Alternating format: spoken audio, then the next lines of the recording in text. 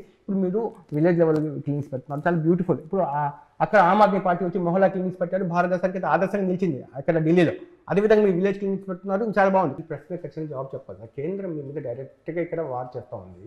అంటే పీయూష్ గోయల్ లాంటి వాళ్ళు రైల్వే మినిస్టర్స్ కూడా చెప్తున్నారు, మేము ఆంధ్రప్రదేశ్లో పెట్టుబడి పెట్టడానికి మేము ఆంధ్రప్రదేశ్ ప్రాజెక్ట్స్ ఇవ్వడానికి మేము రెడీగా ఉన్నాము. కేవలం ల్యాండ్ అలొకేషన్స్ జరగకపోవడం వల్ల చాలా ప్రాజెక్ట్స్ టేక్ ఆఫ్ చేయకుండా ఆగిపోయిందని చెప్పి ఇన్ రైటింగ్ లెటర్ లో అదే ఉంది.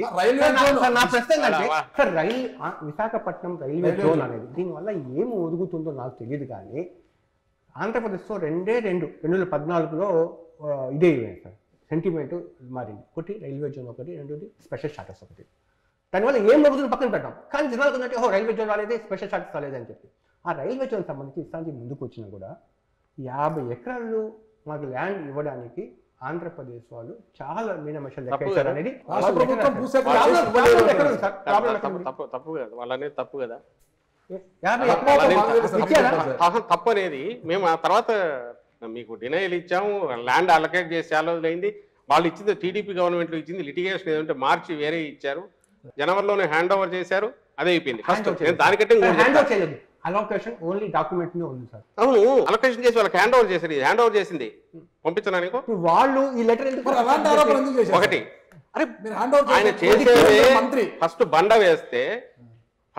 వేస్తే అక్కడ ఎట్లా చేశారనే వాళ్ళు అక్కడ పైనుంచి అది వాళ్ళని అడగండి. మీరు బీజేపీ స్టేట్ లీడర్స్ ఉంటారు కదా, అడగండి. వాళ్ళు ఏజెంట్లు ఉన్నారు కదా, చంద్రబాబు ఏజెంట్లు, వాళ్ళు తయారు చేసి ఇచ్చేవాళ్ళు, వాళ్ళు చెప్తారు.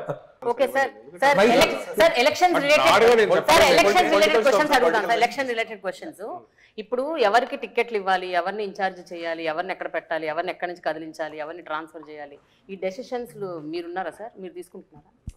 చాలా మంది ఉన్నారు. వ్యక్తుల ప్రయోజనాలే ఎక్కువ ఉన్నాయి, పార్టీ ప్రయోజనాల కన్నా వ్యక్తుల ప్రయోజనాల కోసం ఎక్కువగా ఎంపికలు జరుగుతున్నాయి. అది జగన్మోహన్ రెడ్డి గారు రీజనల్ పార్టీ హెడ్గా జగన్మోహన్ రెడ్డి గారు ఆయన ఫైనల్ డెసిషన్ తీసుకుంటారు. ఆయన విధానాలే పార్టీ విధానాలు అవుతాయి. దీంట్లో ఎవరు కన్ఫ్యూజన్ పెట్టుకోవాల్సిన అవసరం లేదు. ఇందులో ఎగ్జిక్యూషన్లో ఎక్కడ లోపాలుంటే మా పొరపాట్లు ఉంటాయి. First thing. సెకండ్ది వచ్చి అట్లా అని ఆయన ఏది యూనిలేటరల్ డెసిషన్ తీసుకోవట్లేదు. అందరితో డిస్కస్ చేస్తున్నారు. చేసే వాటిలో నేను ఉంటాను, మిగిలిన సీనియర్ నాయకులు ఉన్నారు, వాళ్ళు ఉంటారు, రీజనల్ కోఆర్డినేటర్లు వాళ్ళు ఉంటారు, వాళ్ళందరూ ఉంటారు. ఇక్కడ నేను అవైలబుల్ ఉంటాను కాబట్టి, నేను ఉంటాను కాబట్టి మాతో ఎక్కువ మాట్లాడతారు. డెసిషన్ టేకింగ్ లో అందరూ వస్తారు. వచ్చే స్టేబుల్ అయితే ఏది కావాలి కాకుండా ఎట్లా జరుగుతుందేమా ఈరోజు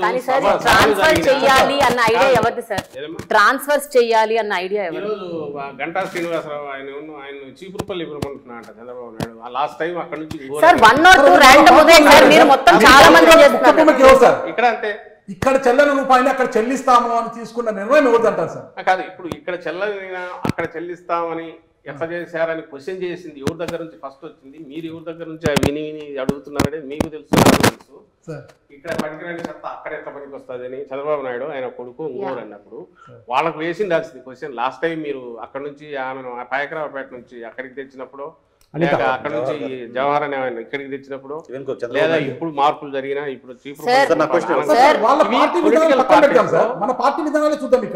మాకు విధానం అల్టిమేట్లీ ఎలక్షన్ టీం ఎట్లుంది, ఫైనలీ ఎంటైర్ టీం పర్ఫెక్ట్ గా ఉందా లేదా అనేది లీడరు మిగిలిన లీడర్లతో చర్చించి పార్టీ తీసుకుంటుంది. అది ఆ పార్టీ ప్రెరాగేటివ్. ఒకటే జాబితాలో వాళ్ళు 99 సార్, 94 జనసేన 5 సార్. కరెక్ట్గా అట్లా మేము అనౌన్స్ చేసే టైం వాళ్ళు మొదలు పెట్టలా. మార్చి 15 మేము 2019 ఒకేసారి మొత్తం అనౌన్స్ చేసాము. ఎలక్షన్లు ఎప్పుడు 10 నెలలు కూడా లేవు. మరి ఆ రోజు ఎందుకు ఒకేసారి అనౌన్స్ చేశారంటే మా కాన్ఫిడెన్స్ తో మేము చేసాం. ఈ రోజు మేము చేసినప్పుడు వాళ్ళు చేయలేదు. ఎవరు అంటే సీట్ లెక్క పెట్టుకుంటారా? అది 175 మేము సిద్ధం. మేమైతే మార్చలేదో వాళ్ళు ఉన్నట్టు, ఎవరైతే మార్చట్లేదో వాళ్ళు ఉన్నట్టు, మార్చిన చోట మారుతుంటారు. నా క్వశ్చన్ అదే సార్, ఇప్పుడు ఇచ్చిన కొత్త ఇన్ఛార్జ్ అంతా క్యాండిడేట్స్ ఎవరు? ఇప్పుడు మీరు ప్రకటించిన కొత్త ఇన్ఛార్జ్ అందరూ క్యాండిడేట్స్. కొత్త లిస్ట్ మారిన వాళ్ళు క్యాండిడేట్స్. ఇప్పుడు మారిన వాళ్ళు ఎవరున్నారో వీళ్ళు క్యాండిడేట్స్ అవుతారు. సిట్టింగ్ ఎవరున్నారో వాళ్ళు ఉంటారు. వీళ్ళలో ఏమైనా చేంజెస్ ఉంటే మాకు మెల్లగా వస్తాయి. కానీ ఫైనల్ దీనికైతే ఓ లిస్ట్ అయితే ఫైనల్ గా అనౌన్స్ చేస్తాం. ఫైనల్ లిస్ట్ టోటల్ గా 175 అనౌన్స్ చేస్తాం. అన్ని చేంజెస్ ఉండవు కాబట్టి ఉండని కూడా అనౌన్స్ చేయాలి కాబట్టి ఫైనల్ గా ఓ లిస్ట్ అనౌన్స్ చేస్తాం. సజ్జల రామకృష్ణారెడ్డి గారు అంటే వైఎస్ఆర్ కాంగ్రెస్ పార్టీలో ట్రబుల్ షూటరా, ట్రబుల్ మేకరా? గవర్నమెంట్ లో అడ్వైజర్ అనేది నాకు సంబంధించిన కొంచెం ఫ్లెక్సిబిలిటీ కోసము విధానాల పరంగా ఎక్కడైనా చర్చలు జరిగినప్పుడు పార్టిసిపేట్ చేయడానికో గవర్నమెంట్ లెవెల్లో ఇది కావడానికి పనికొస్తుంది తప్ప దీనివల్ల కిరీటం ఏం కాదు. పార్టీ ప్రధాన కార్యదర్శి కానీ అక్కడ జగన్మోహన్ రెడ్డి గారికి ఉన్న పేరు ఏంటంటే ఇప్పటివరకు ఆయన నమ్ముకున్న వాళ్ళని వదులుకోడు, అట్లా స్టిక్ ఆన్ చేసి పట్టుకొని ఉంటారు అని. కాపు రామచంద్రారెడ్డి గారు ఆయన పార్టీ పెట్టినప్పటి నుంచి ఉన్నారు, ఆళ్ళ రామకృష్ణారెడ్డి గారు, ఇంకా చాలా పేర్లు చెప్పగలరు. అటువంటి వాళ్ళు పార్టీని వదిలేసిపోతున్నారు అంటే ఎక్కడో కోఆర్డినేషన్ కమ్యూనికేషన్ మిస్ అవుతుంది ఆ పార్టీలో. అటువంటి వాళ్ళు కూడా పార్టీని వదిలేసిపోతున్నారు అంటే మీలాంటి వాళ్ళు పక్కన ఉన్న వాళ్ళు కమ్యూనికేట్ చేయడంలో కోఆర్డినేట్ చేయడంలో ఫెయిల్ అవుతున్నారా? జగన్మోహన్ రెడ్డి గారు ఎవరిని వదులుకోవట్లా, వాళ్ళకున్న ఆవేదన, వాళ్ళకు వచ్చిన ఆవేశం వల్ల వాళ్ళకు వచ్చిన అధికార పార్టీ వదిలేసి జగన్మోహన్ రెడ్డి గారి దగ్గరికి వచ్చిన వాళ్ళు అవును వాళ్ళు కూడా అధికారంలో ఉన్నప్పుడు పోతున్నారు అంటే ఎక్కడో మీరు వాళ్ళు కూడా రిజెక్ట్ చేయట్లే కదా. మీరు అడిగిన క్వశ్చన్లోనే ఏ బేసిస్ మీద మనం సెలెక్ట్ చేస్తున్నాం అన్నప్పుడు అవకాశాలు పార్టీ అల్టిమేట్ గెలవాలా, గెలిచి అధికారంలోకి మళ్ళీ రావాలా, కంఫర్టబుల్గా రావాలా, బ్రహ్మాండమైన మెజారిటీతో రావాలా, ఏ పార్టీ అయినా కోరుకుంటుంది. అధికారంలోకి రావాలని కోరుకోవడం తప్పు కాదు కదా. మార్చడం కాదు, బట్ నేనేమంటున్నా లాయల్ గా ఉన్న వాళ్ళని కన్విన్స్ చేసి టిక్ ఆన్ చేసి పెట్టుకోలేకపోతున్నారు. పార్టీలో ఉండొచ్చు కదా, పార్టీలో ఉండొచ్చు, కన్విన్స్ చేస్తున్నాం. అది వ్యక్తిగతం. ఇప్పుడు అది చాలా మంది కన్విన్స్ చేశారు. మీరు ఓవరాల్ పర్సెంటేజ్ చూస్తే మా రిటెన్షన్ దీన్ని చూస్తే 80%, 90% ఉంది. 10% ఎక్కడో ఇది కావచ్చు. వాళ్ళు కూడా ఎవరు మీరు గతంలో కూడా మీరు గమనిస్తే 23 మంది పార్టీ లాక్కున్నా, అంత అడ్డంగా వాళ్ళు కొని అడ్డగోలుగా డబ్బులు పే చేసి చంద్రబాబు నాయుడు లాక్కున్నా, నాకు తెలిసి చాలా తక్కువ మంది మాత్రమే విపరీతంగా బండలు వేశారు ఈయన మీద, జగన్మోహన్ రెడ్డి గారి మీద. మిగిలిన పెద్ద మాట్లాడాల. ఇప్పుడు అంతే, ఇప్పుడు ఎవరు నెగిటివ్ పెద్ద మాట్లాడాల. బయటకు పోయిన వాళ్ళు కూడా ఉన్న వాళ్ళను ఉంచుకోగలిగాం మెజారిటీ 80%. దేనివల్ల అంటే నాయకుడి మీద నమ్మకం.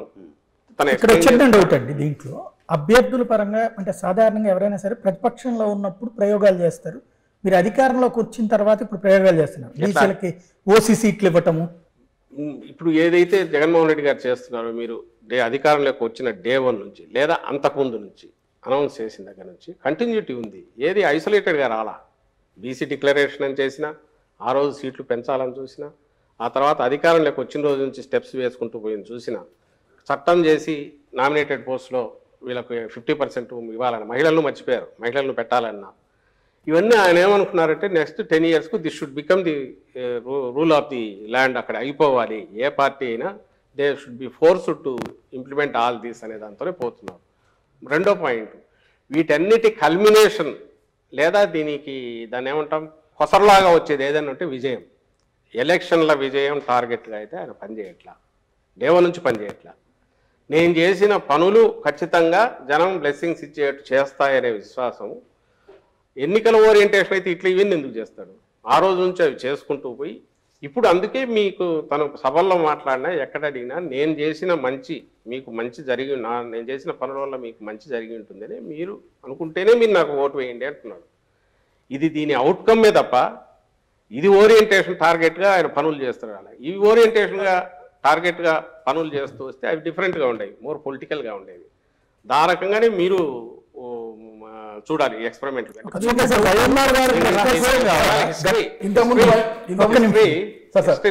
ఎలక్షన్ల తర్వాత గెలుపోవటం అనేది ఆయన ఇప్పుడు కూడా అంటుంటారు, మనం చేయాలనుకునేది సిన్సియర్గా నమ్మి చేశాము, దీని రిజల్ట్ ఎట్లన్నా ఉంది అని. రిజల్ట్ బ్రహ్మాండంగా ఉంది నేను ఎందుకు అనుకుంటున్నామంటే తెలుస్తుంది కాబట్టి మాకు వచ్చే రెస్పాన్స్. సంక్షేమ పథకాలు ఆపితే మాత్రం ఓటు బ్యాంకు గండి పడుతుంది అనే ఒక భద్రతా భావన చేస్తున్నారా? అలా మంచి క్వశ్చన్ నువ్వు అడిగింది. అది ఎప్పుడు వస్తుందంటే టోకెన్ గా ఓన్లీ నేను ఇంతకుముందు అన్నట్టు అమ్మఒడి, రైతు భరోసా అవన్నీ ఇచ్చి చేతులు దులుపుకుంటే మీకు అందరికి ఇచ్చే దాన్ని పెంచొచ్చు కూడా కొంచెం చేసేస్తే అడికి అయిపోతుంది. అంటే డోలౌట్స్ అంటాం, తాయిలాల్ లాగా ఏదో లైఫ్ ఇప్పుడు గ్యాస్ సిలిండర్లో లేక బస్సులో ఫ్రీ ఇదో ఇలాంటివి అవి టెంపరీగా అప్పటికప్పుడు ఉపయోగపడేవి. అలాంటివి చేస్తే మీరు అనేది కావచ్చు. ఈయన కంటిన్యూటీ, నేను అమ్మఒడితో మిగిలినవన్నీ ఆయన చెప్పినవి కాదు. అమ్మఒడి ఒక్కటి ఇచ్చినందువల్ల ఎప్పుడైతే కుదరదు అనుకున్నాడు. ఎందుకంటే ఆ పిల్లలు అక్కడికి పోతే ఆ స్కూల్కి పోలేరు, కాన్వెంట్కి పోతే కాస్ట్ ఎక్కువ. కాబట్టి మన స్కూల్లే రెడీ కావాలని చెప్పి 15,000 కోట్లు పెట్టాడు కదా, అక్కడ ఆయన విజన్ కనిపిస్తుంది. నాట్ వల్ల ఏదో అది ఊరికే సంక్షేమం అనేది కనుక కాదు. దాంతోపాటు వస్తున్న స్ట్రక్చర్స్ ఇవన్నీ లోకల్ వర్క్లో భాగం. ప్రతిదీ ఈ సంక్షేమం నుంచి ఫ్యామిలీ డెవలప్ అవుతుంది, ఫ్యామిలీ ఓరియంటెడ్గా ఏదైతే మనం చేస్తున్నాం సంక్షేమం, దాంతోపాటు సొసైటీ డెవలప్ అవుతుంది.